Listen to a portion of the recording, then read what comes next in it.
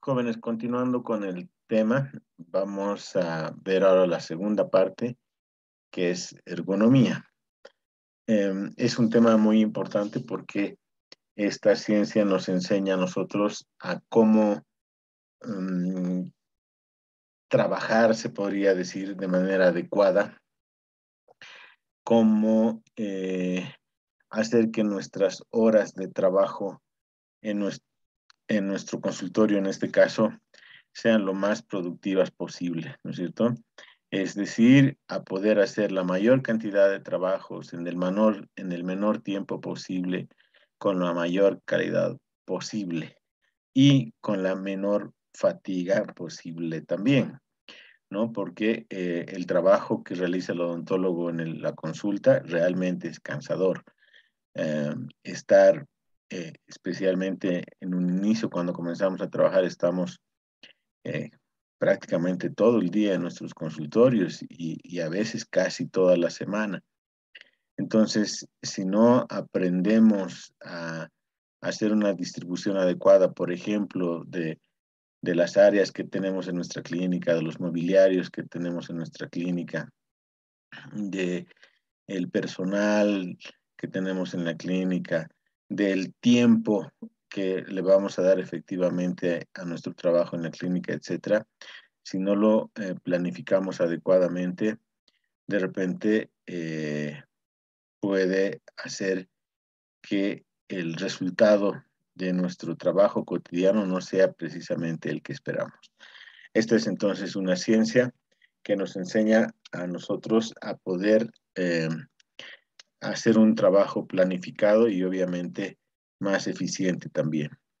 ¿Qué cosas son las que estudia la ergonomía?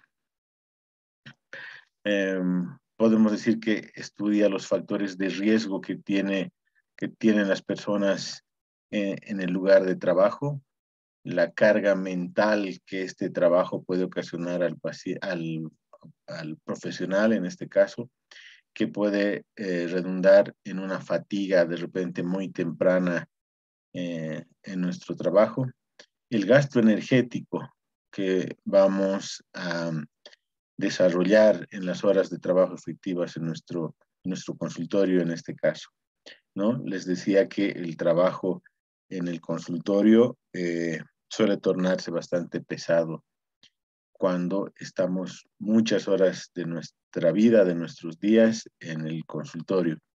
Entonces es importante poder distribuir y planificar, les decía, este tiempo que vamos a estar en nuestro puesto de trabajo. Las dinámicas posturales es algo que es muy importante para la ergonomía, eh, es decir, los movimientos que realizamos en nuestro trabajo. Y la ergonomía en el caso de la odontología ha realizado estudios de prácticamente, podríamos decir, todos los movimientos que el odontólogo realiza en su consultorio. La relación dimensional de las áreas donde trabajamos, ¿no es cierto? Superficies, áreas muy grandes, digamos, para los consultorios, no necesariamente acaban siendo lo mejor. Muchas veces podrían más bien ser un problema porque van a ocasionar una, de repente, fatiga muy temprana en el operador o en el odontólogo. Los factores ambientales de nuestro trabajo también son importantes, ¿no es cierto? Las áreas donde vamos a trabajar, si es que tienen una ventilación directa, si son espacios cerrados, si tienen luz natural, si no tienen luz natural, etcétera. Todo eso va a influir, ustedes saben bien, en el desempeño de nuestro trabajo cotidiano, ¿no? Y esto es lo que, cuando no se planifica adecuadamente, esto es lo que puede ocurrir, ¿no es cierto? Tener posturas de trabajo inadecuadas que conlleven a esto precisamente, ¿no? A una fatiga muy temprana en el trabajo.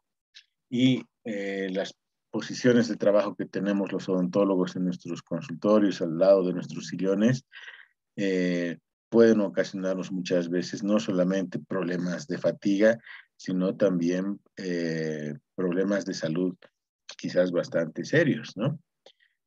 Eh, perdón. Vamos a ahora inicialmente hablar sobre la definición de lo que es ergonomía. Fíjense cómo la ergonomía, que en un principio no era considerada una ciencia, pero ya se tomaba en cuenta para la planificación del trabajo en diferentes ámbitos de la industria. Fíjense, les decía cómo el concepto, la definición de ergonomía ha ido haciéndose cada vez más compleja. Murrell en 1965 decía que la ergonomía era el estudio del ser humano en su ambiente laboral. Una definición muy simple, obviamente, pero además también que nos explica muy claramente qué es la ergonomía, ¿no es cierto? Estudia al ser humano en su ambiente laboral.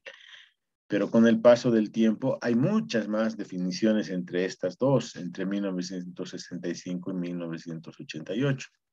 Solamente estoy poniendo aquí dos definiciones que me parecen bastante interesantes, digamos, y que además nos permiten eh, ver cómo se ha desarrollado esta ciencia, ¿no? Fíjense esta definición de ergonomía ya de 1988. Dice, es la aplicación científica que relaciona a los seres humanos con los problemas del proyecto. El proyecto es el tipo de trabajo que hacemos, tratando de acomodar el lugar de trabajo al sujeto, es decir, al operador, y el producto al consumidor, que en este caso sería, en nuestro caso serían los pacientes, ¿no? Fíjense cómo se ha hecho más compleja esta definición, pero al mismo tiempo también nos ayuda a entender de mejor manera de qué trata esta ciencia. Vamos a ver dos definiciones, además, atemporales en este caso, que están más relacionadas de repente con la odontología, aunque todas las definiciones están relacionadas absolutamente con cualquier área de trabajo. Dice, la aplicación es la aplicación de principios a un sistema funcional entre el odontólogo y su asistente, pero al mismo tiempo también el paciente y los medios de trabajo, ¿no? La ergonomía estudia al odontólogo como sujeto fundamental, al asistente también, al paciente y además a los medios con los que contamos para desarrollar nuestro trabajo. Son, también dice, los principios básicos para la organización del trabajo. Esta organización del trabajo nos va a dar como resultado la racionalización del mismo. ¿Y qué quiere decir racionalización del trabajo? Racionalizar, antes de que se torne borrosa esta imagen, con las letras quiero decir.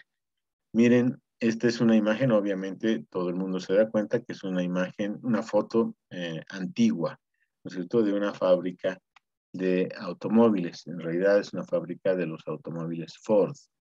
Recordemos, si de repente algunos ya conocen, Ford fue el primero que pensó en la ergonomía para el desarrollo de sus fábricas, ¿no? de sus vehículos. Puso una cinta de trabajo, una riel por donde, que al inicio estos vehículos eran prácticamente nada, estaba de repente el chasis, luego pasaba por otro grupo de personas donde quizás le ponían las ruedas, otros le ponían más adelante el motor, otros toda la carrocería, etc. El trabajo estaba muy bien pensado y planificado de tal forma que en el menor tiempo posible obtengan el mayor resultado posible, como les decía, con la mayor calidad posible también. Y eso es racionalizar el trabajo. Racionalizar quiere decir aplicar una acción reformadora capaz de sustituir métodos de trabajo anacrónicos por otros basados en un racionamiento sistemático cuyo objetivo sea una mayor productividad con el menor esfuerzo posible, la mejor calidad y el más bajo costo operativo. Fíjense, aquí está definido todo de qué es racionalizar y que además involucra también la definición de ergonomía. Dice, es aplicar una acción reformadora, ¿no es cierto? Es corregir lo que estamos haciendo y que esta acción corregida sea capaz de sustituir métodos de trabajo anacrónicos. ¿Qué quiere decir anacrónicos? Fuera de tiempo. Por ejemplo, el hecho de que este operador que ven aquí tenga que levantarse, ir a otro lugar y traer una llave que no la tenía aquí de repente. Ir a traer la llave para esta llanta, ir a traer la llave de este otro lugar, eso va a ocasionar que el operador pierda tiempo, ¿no es cierto? Ese es un trabajo anacrónico. Dice entonces, es aplicar una acción reformadora que es capaz de sustituir métodos de trabajo anacrónicos por otros basados en un racionamiento sistemático, ¿no? Cuyo objetivo, como se había dicho, sea una mayor productividad con el menor esfuerzo posible, la mejor calidad y el más bajo costo operativo, que es lo que todos queremos hacer en nuestro trabajo. Todos queremos que las horas que estemos en nuestro consultorio realmente rindan su fruto, ¿no es cierto? En nuestro caso, atender la mayor cantidad de pacientes posible con el menor esfuerzo posible. Es decir, esfuerzo me refiero para evitar la fatiga muy temprana en el trabajo, ¿no es cierto? Hacer trabajos de la mejor calidad posible y con el más bajo costo operativo posible también. Pero para esto nosotros tenemos que planificar bien lo que vamos a hacer de tal forma que podamos, entre otras cosas, evitar la fatiga en una etapa muy temprana en nuestro trabajo. ¿Qué es la fatiga? La fatiga, dice, es el efecto del trabajo sobre la mente y el cuerpo, que influyen adversamente sobre su capacidad y tiende a disminuir la calidad y o cantidad de su producción. La fatiga es totalmente todo lo contrario de lo que es racionalizar, si es que lo ven bien, ¿no ven? Entonces, nosotros tenemos que planificar nuestro trabajo de tal forma que podamos evitar la fatiga, o por lo menos que la fatiga nos llegue tarde, ¿no es cierto?, al final de nuestras, de nuestro, del tiempo efectivo de nuestro trabajo. La disposición y el acondicionamiento de los elementos en el área de trabajo pueden ocasionar fatiga o de repente pueden hacer que la fatiga llegue más tarde, ¿no? En el caso, por ejemplo, de la odontología, el hecho de que en la clínica simplemente, para darles un ejemplo muy simple, en la clínica los estudiantes, todos conocen la clínica odontológica de la universidad, los estudiantes están sentados en sus sillones.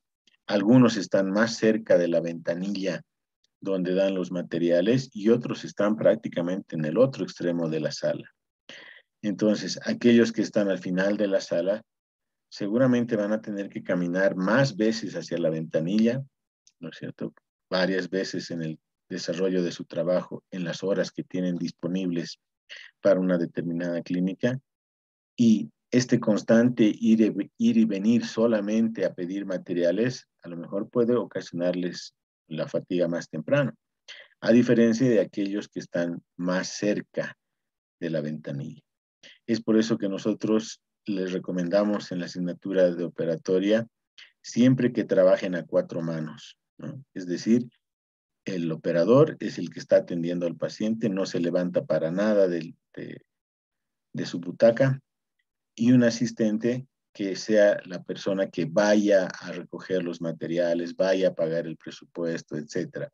De tal forma que el operador esté constantemente trabajando en la boca del paciente, de tal forma que pueda concluir su trabajo de la manera más efectiva en el menor tiempo posible, ¿no?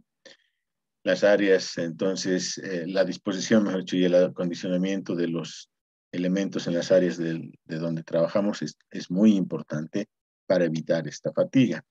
La interrupción del trabajo. En áreas muy grandes, la interrupción del trabajo puede ser constante, precisamente por eso que les mencionaba, ¿no es cierto? Si de repente el área donde está mi consultorio es una superficie muy grande, mi sillón está al centro de esa habitación y el mobiliario está contra las paredes, De repente, para todo lo que vaya a hacer, voy a tener que levantarme del centro de donde está el paciente e ir al mobiliario a traer, eh, no sé, instrumental, material que necesite en ese momento.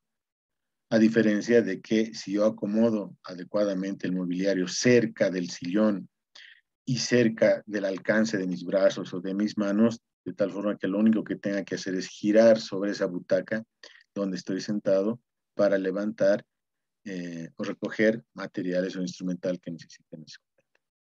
La ergonomía basa toda su ciencia fundamentalmente en esto que se llama principios de simplificación del trabajo. Prácticamente toda la ergonomía está basada en estos principios de simplificación del trabajo, que son 4. Primero dice eliminar, es decir, hay que pensar en qué cosas puedo eliminar, qué cosas podría eliminar del trabajo que hago que estén ocasionando de repente fatiga, que estén ocasionando trabajos anacrónicos fuera de tiempo. Y cuando ustedes estén en la clínica, estoy seguro que van a recordar este tema y dirán seguramente, esto es algo, por ejemplo, que tendría que eliminar. Por ejemplo, para darles una idea muy simple que se me ocurre en este momento, tener que llenar historias clínicas, permisos de trabajo, qué sé yo, muchas cosas que quizás están haciendo que el trabajo se retarde un poco. Pero lamentablemente, relacionado con ese tema específicamente, lamentablemente les decía, no se puede eliminar porque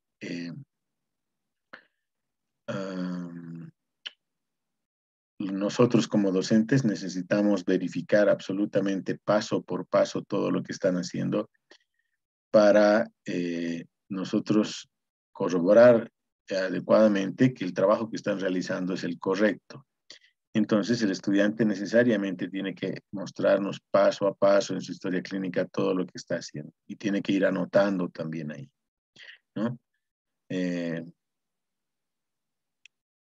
Una vez, obviamente, cuando uno ya trabaja en su consultorio, cuando uno es profesional, seguramente ya podrá mejorar todo eso que ha visto, que en algún momento, de repente, cuando era estudiante, notaba que hacía que el tiempo se amplíe, el tiempo de trabajo se amplíe, ¿no?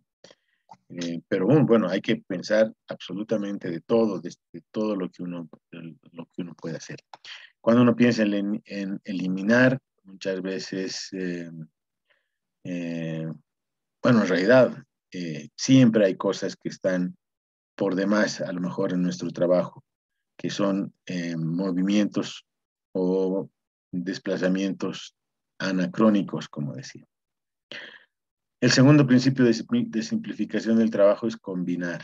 Y en esto la ergonomía ha hecho mucho por la odontología, ¿no? Se han combinado pasos, los protocolos se han reducido precisamente por la combinación de pasos. En el caso de los instrumentales, eh, los instrumentales originalmente, para darles un ejemplo muy simple, la sonda exploradora que todos conocen que tiene dos puntas activas, una angulada y una circular o semicircular.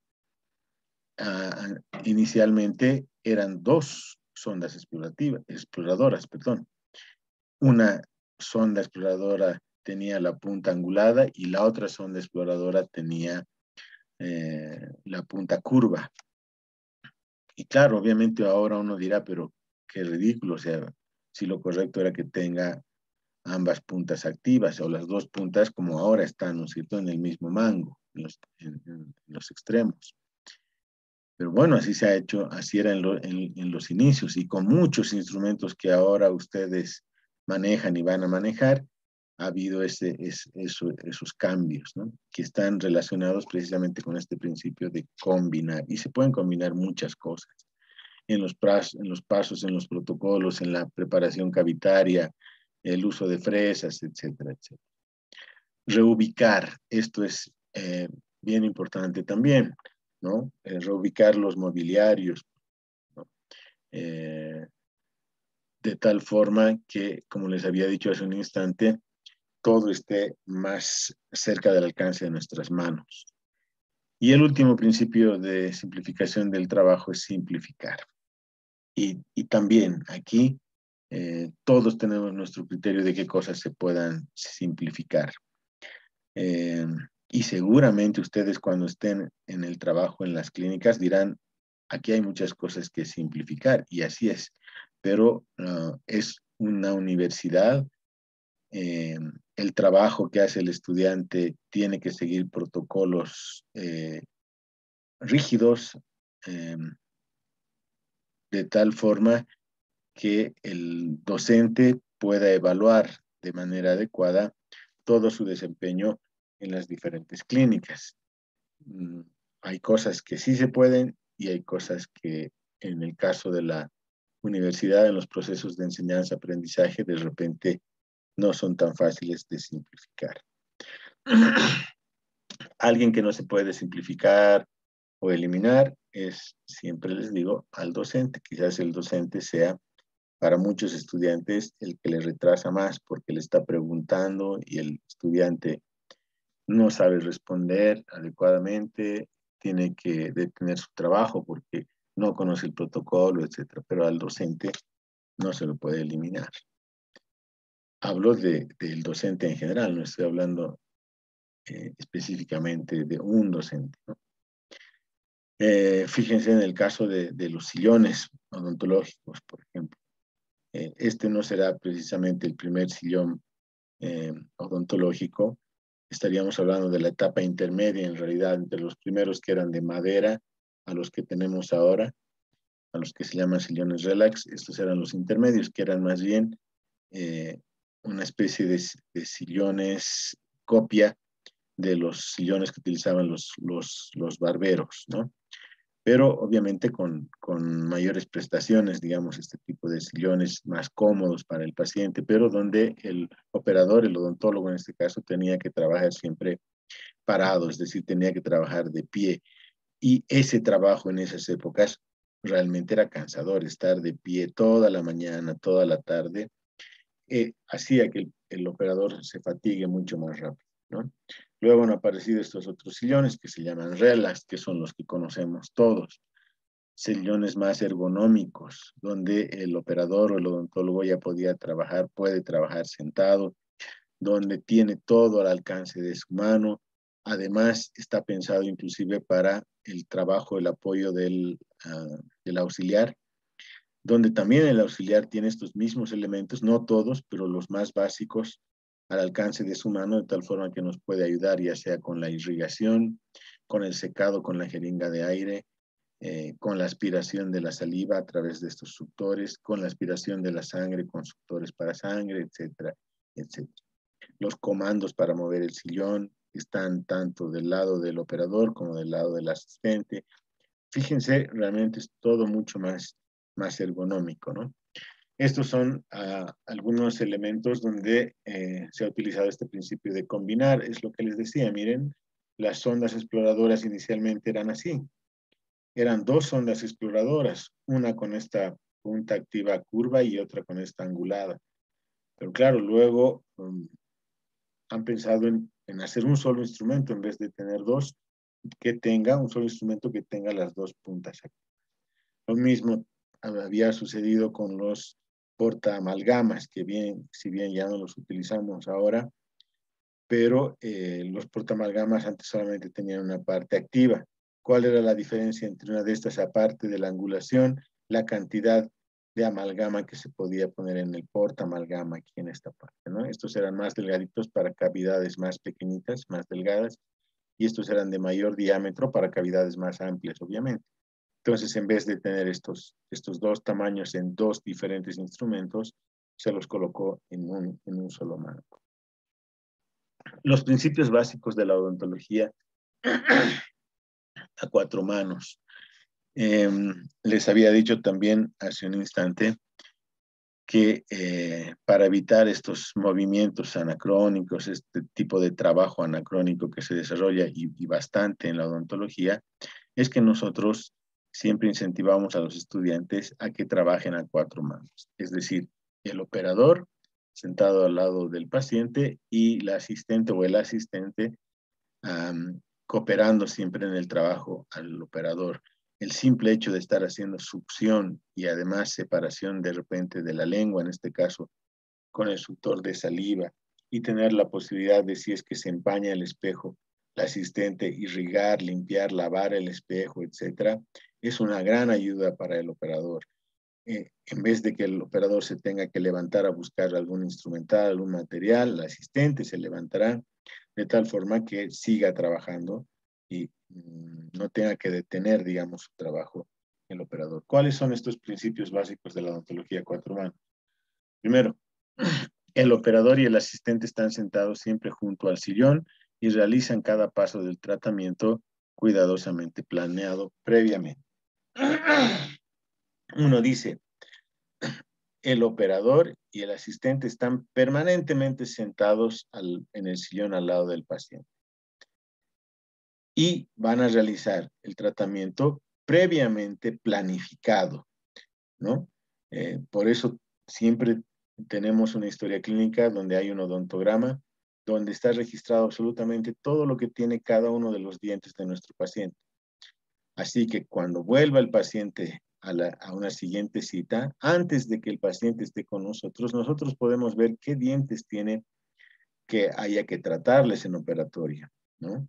Y si de repente vemos que en el cuadrante superior derecho, de repente, esta paciente tiene 2 caries en piezas vecinas que hay que tratar, que hay que restaurar esos dientes, entonces de repente, pues este será el mejor trabajo, porque podemos poner una sola anestesia, un solo aislamiento y trabajar 2 dientes, ¿no es cierto? Y eso lo vamos a ver porque tenemos el odontograma en nuestra historia clínica, que es como una especie de foto de los dientes del paciente, de cómo ha llegado a la clínica. Entonces, planificar el trabajo, trabajar permanentemente al lado del paciente, tanto el operador como el asistente, es fundamental para realizar adecuadamente el trabajo a 4 manos. El equipo y el instrumental han sido elegidos sobre la base de la ampliación, de la aplicación, perdón, de principios de simplificación del trabajo. ¿Qué quiere decir esto? Por ejemplo, si yo sé que voy a de repente hacerle una restauración a mi paciente y voy a necesitar ponerle anestesia y además voy a poner luego aislamiento absoluto. Entonces, tendremos en nuestro mobiliario, tendremos nuestro instrumental ya previamente separado por tipos de trabajo. Es decir, por ejemplo, para todo lo que sea el control del dolor, la anestesia, etcétera, tendremos una caja donde estén nuestras agujas, donde esté nuestra jeringa carpule, todo lo que vayamos a utilizar para el procedimiento de la anestesia. Luego en otra caja tendremos de repente todo nuestro instrumental para el aislamiento absoluto, ¿no? De tal manera que no tengamos que estar buscando en una caja donde están nuestros forceps, de repente estar buscando nuestros clamps. Ese es un trabajo anacrónico porque el estar buscando el instrumental en diferentes cajas nos va a hacer perder el tiempo. La asistente o el asistente, como quieran, permanece continuamente al lado del sillón dental corroborando al operador. Es decir, no se tendría que mover por ningún motivo, podríamos decir. Y esta suele ser una de las causas por las cuales muchas veces el trabajo a 4 manos en la clínica con los estudiantes suele fracasar. Porque el convenio es, yo te ayudo bien, pero cuando a mí me toque trabajar, tú me tienes que ayudar también bien. De repente, al principio comienzan bien el trabajo, pero luego uno de los asistentes está con la excusa de que mi paciente va a llegar y tengo que irlo a esperar afuera. Ya no le ayuda, ya no está al lado del operador ayudándole con el paciente. O se levanta y sale a hablar por teléfono, cosas que no se pueden hacer, por ejemplo, pero solamente les estoy dando algún ejemplo. O aquellos que eran amigos inicialmente acaban peleándose y ya no se ayudan, ¿no? Y esto es bien importante, ¿no? Cuando se trabaja a cuatro manos, todos tenemos la responsabilidad de estar siempre presentes al lado del operador y del paciente mientras dure ese trabajo.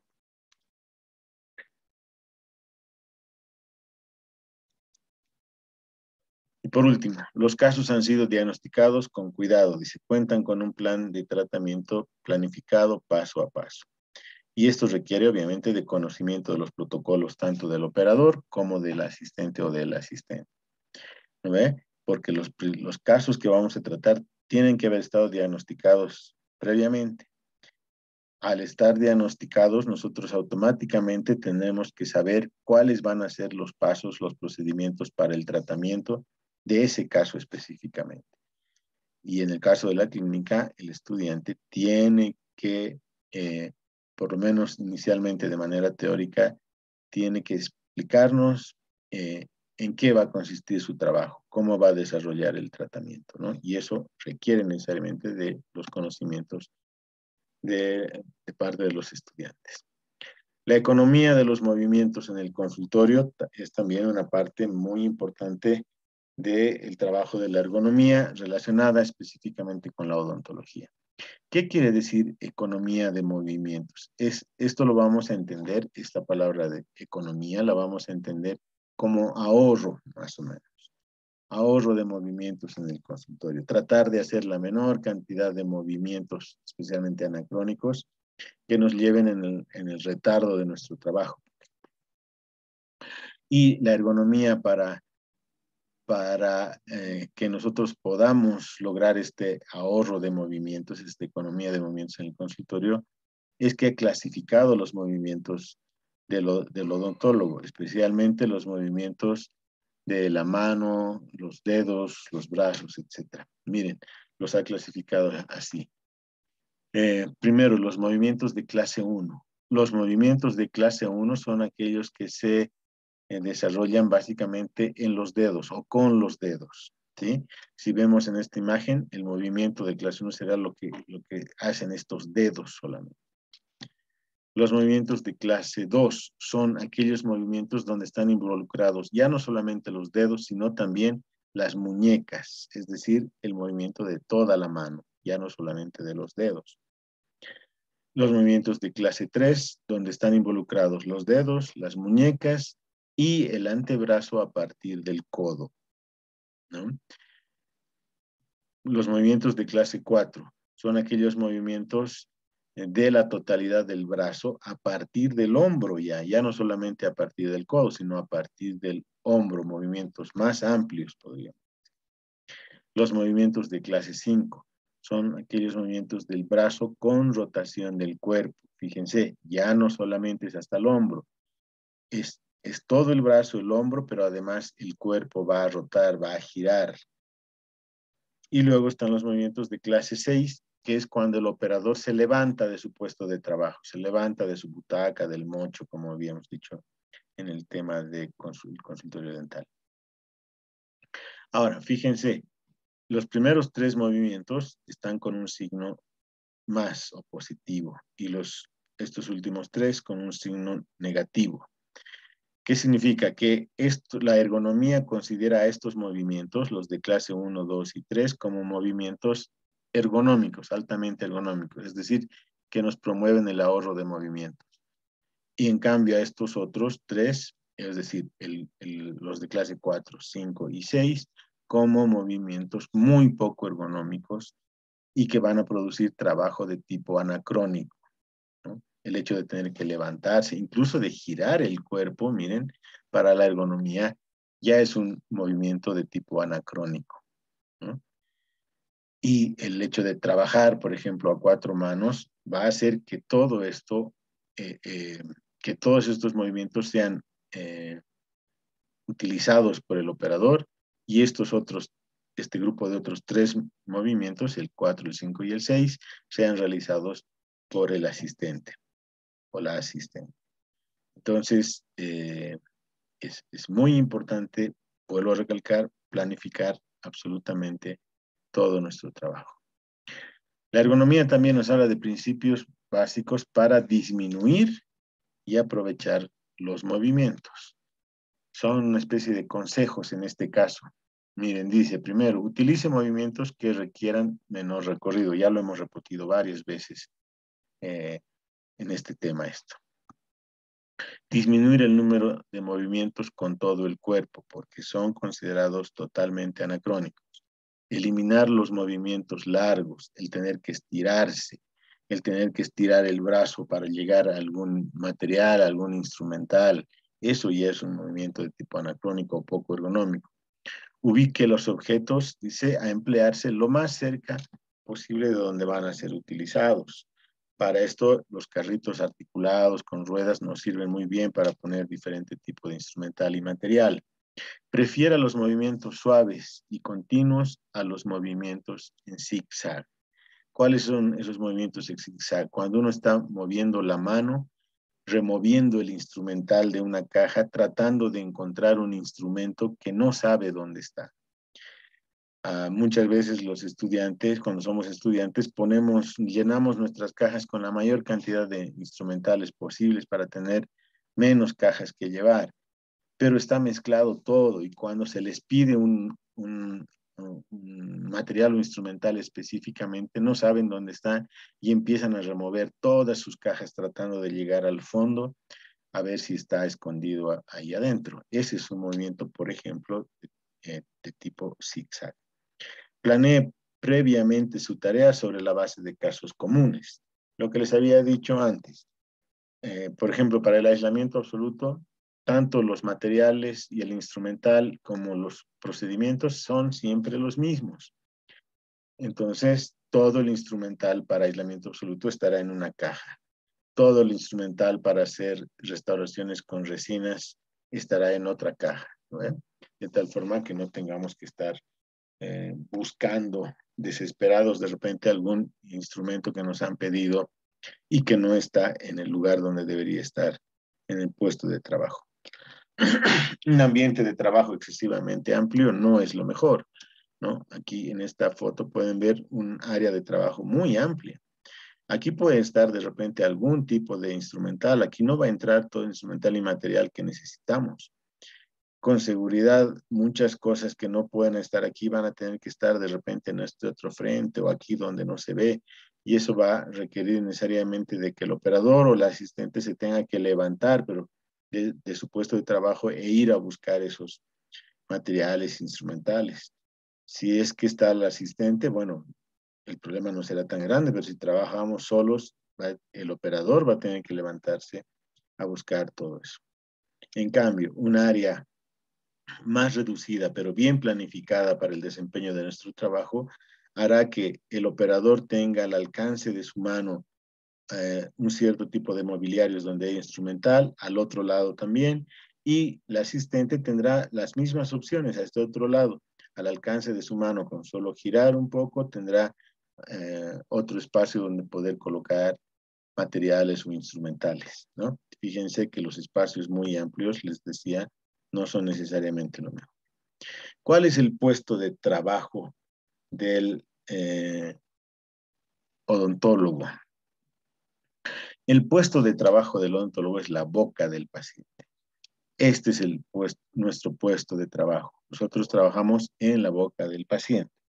Y la ergonomía, a raíz de esto, de entender cuál es el puesto de trabajo del odontólogo, ha creado un esquema circunferencial de trabajo que se llama ISO TC 106. Esto. Fíjense, donde el centro de todo es la boca del paciente y el espacio entre cada circunferencia es de 50 centímetros. El odontólogo y el operador deberían trabajar en este espacio, 50 centímetros hacia este lado de la cabeza del paciente y 50 centímetros al otro lado de la cabeza del paciente. Aquí estará de repente el operador, el odontólogo y aquí el asistente.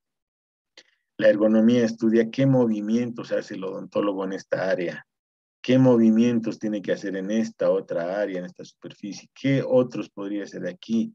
Seguramente aquí en el de clase de ella tiene que levantarse y así de esa manera estudia todos los movimientos que hace el odontólogo en su área de trabajo. Este esquema circular para el análisis ergonómico del puesto de trabajo del odontólogo nos indica que en este espacio, en este círculo A, se realizan los movimientos de clase 1 y 2. En el círculo B, en este círculo, se realizan los movimientos de clase 3. En el círculo C se realizan los movimientos de clase 4 y 5. Y el D será obviamente para los movimientos de clase 6, es decir, cuando el operador tenga que levantarse de su puesto de trabajo. En relación a este esquema circular para el análisis ergonómico del puesto de trabajo, en relación a este mismo esquema, la ergonomía ha estudiado, mejor dicho, cuáles son de repente las mejores ubicaciones del odontólogo en relación a la boca del paciente para desempeñar su trabajo. No solamente del odontólogo, del asistente también. Primero, tenemos que mencionar que el paciente va a tener dos posiciones básicas. Puede tener otras intermedias, pero básicas, dos. La inicial, que es aquella cuando el paciente se sienta en el consultorio. Entra al área donde está nuestro sillón y se sienta. El respaldo está erguido. Esta es la posición inicial de trabajo. Y luego está la posición supina, es decir, una vez que se ha sentado el paciente en el sillón, nosotros vamos a reclinar el sillón y poner al paciente en esta posición.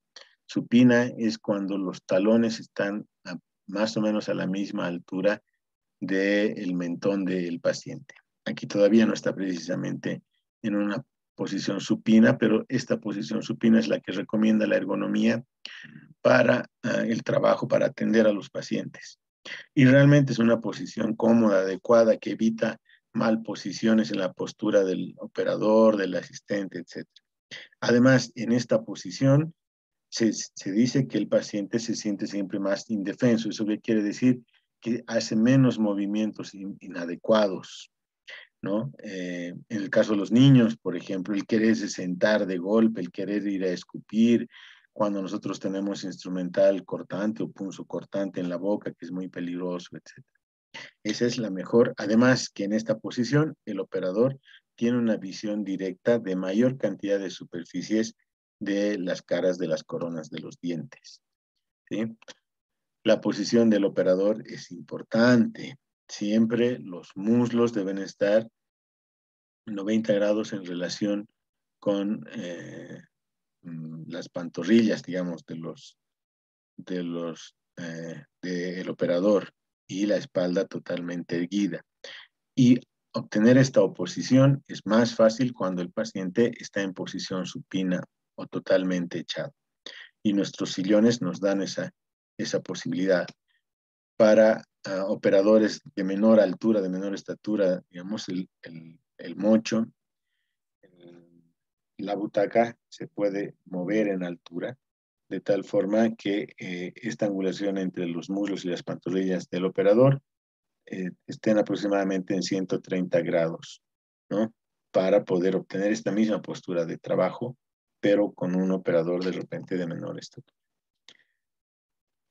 ¿Cuáles son las posibilidades de posiciones del operador y del asistente? En realidad hay varias, y esto en la parte de la práctica les vamos a mostrar de manera más gráfica. Voy a solamente mencionarles algunas. Aquí está, por ejemplo, esto está puesto con las horas del reloj, este esquema circunferencial para el estudio ergonómico del trabajo del odontólogo. Fíjense que se ha convertido en un reloj. La cabeza del paciente, la nuca, podríamos decir, del paciente son las horas 12, luego la 1, 2, 3, 4, 5, 6, 7, 8, 9, 10, 11. Ahora, en este esquema con las horas del reloj se puede explicar dónde debería estar de manera más adecuada ubicado el operador y dónde el asistente. El área más común para que esté ubicado el odontólogo suele ser entre horas 9 y 10 en relación a la cabeza del paciente. Y el operador, la asistente entre horas 2 y 3. Ahora, esto obviamente es para operadores diestros, ¿no? Hay muchos zurdos seguramente, y de repente la posición podrá ser invertida, ¿no ve? El operador de 2 a 3, o perdón, de 2 a 3 y el asistente de 9 a 11. De 10 a 11, perdón. La verdad es que la experiencia de los años y de ver a muchos estudiantes, ahora colegas, que son zurdos, me hace decir que la mayor parte siempre se van a acomodar a este lado y adquieren la habilidad de trabajar de este otro lado con la mano derecha, ¿no? Los sillones en la actualidad permiten girar fácilmente, acomodar el brazo de la lámpara, todo lo que está a este lado para el asistente, acomodarlo a este lado. Así que los operadores zurdos pueden acomodarse en una posición correcta, pero a veces son los años que han trabajado en una clínica odontológica donde todo está puesto para los diestros que adquieren esa habilidad y se quedan trabajando permanentemente en esta posición. El operador también puede trabajar de manera adecuada en posición de horas 12, detrás, es decir, detrás de la nuca del paciente. Ahora, uno no tiene que necesariamente trabajar permanentemente en esta posición o en esta, dependiendo de los dientes que vaya a tratar, dependiendo de las superficies de esos dientes que necesite ver lo más claramente posible, con visión directa, preferentemente, el operador puede moverse en este espacio entre 9 y 12. Incluso se llama a posiciones especiales cuando el operador que es diestro tiene que venirse a este lado. Por ejemplo, en el caso de algunas exodoncias en cirugía, ¿no? En el caso de operatoria, eso no suele ocurrir. Generalmente nuestras posiciones más adecuadas están entre horas 9 y 12 en relación a este esquema circular. A horas 9 es adelante y a la derecha de la boca del paciente. A horas 11 será atrás y a la derecha del paciente. A horas 12 será detrás de la nuca del paciente, ¿no? A la 1, ahora a la 1 será atrás y a la izquierda de la boca del paciente, y entre horas 3 y 4 estarán adelante y a la izquierda de la boca del paciente. Dependiendo de en qué posición esté el operador, porque el paciente siempre está en la misma posición, dependiendo de en qué posición está el operador, podrá tener una visión directa de algunas superficies de algunos dientes y de otras no. Si se mueve el operador a otro lugar, seguramente podrá tener visión directa de otras superficies y de aquellas que de repente en una posición las tenía antes, en esa nueva posición ya no poderlas ver. Es por eso que podemos desplazarnos nosotros adecuadamente. Cuanto más superficies del diente podamos ver con visión directa, siempre es mucho mejor, ¿no es cierto? Porque es lo que necesitamos, pero no es imprescindible. Es por eso que en nuestro trabajo tenemos que desde un inicio aprender a trabajar con visión indirecta. La visión indirecta significa ver en el espejo bucal el diente, especialmente cuando trabajamos piezas posterosuperiores o posteroinferiores. En el caso de las posterosuperiores, las paredes distales, las caras distales de estos molares, las caras oclusales, palatinas de estos dientes, es muy difícil poderlos ver con visión directa. Necesariamente tenemos que ver la imagen reflejada en el espejo.